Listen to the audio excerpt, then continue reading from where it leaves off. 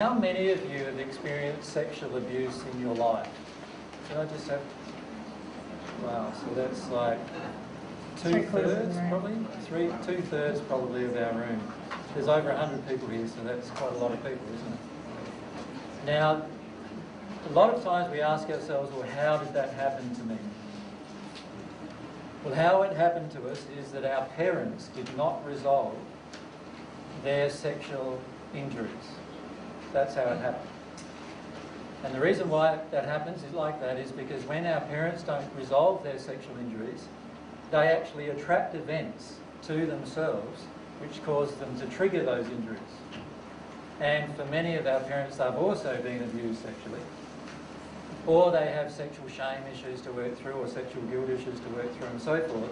And unfortunately, when they have a child, those children automatically have that imprint of those emotions on them. And so that's why as children we often attract those kind of abuse issues. So anything to do with sexual control, sexual powerlessness, sexual abuse of our own children, or sexual abuse generally to ourselves, all of those events are law of attraction events that are there to help us work through some sexual abuse issues within ourselves, or sexual identity issues within ourselves.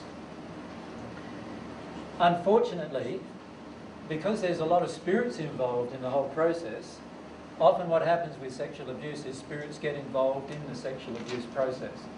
So of all of you who have been sexually abused when you were little, how many of you noticed the spirits who were involved in the process? Can I just have the hands there? So only one. And yet in every single case, spirits were involved in that process of sexual abuse. So the issue that we often face is that we lose our spirit connection with abuse as well. Does that make sense?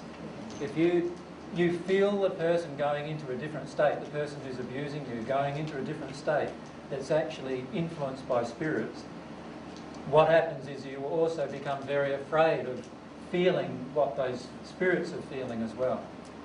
Now, all of these things occur because of the law of attraction of the parents' sexual injuries. So can you see how important it is as parents to work through our sexual injuries? Because it assists us greatly and assists our children greatly in having a sexual identity that isn't harmed by these kind of events.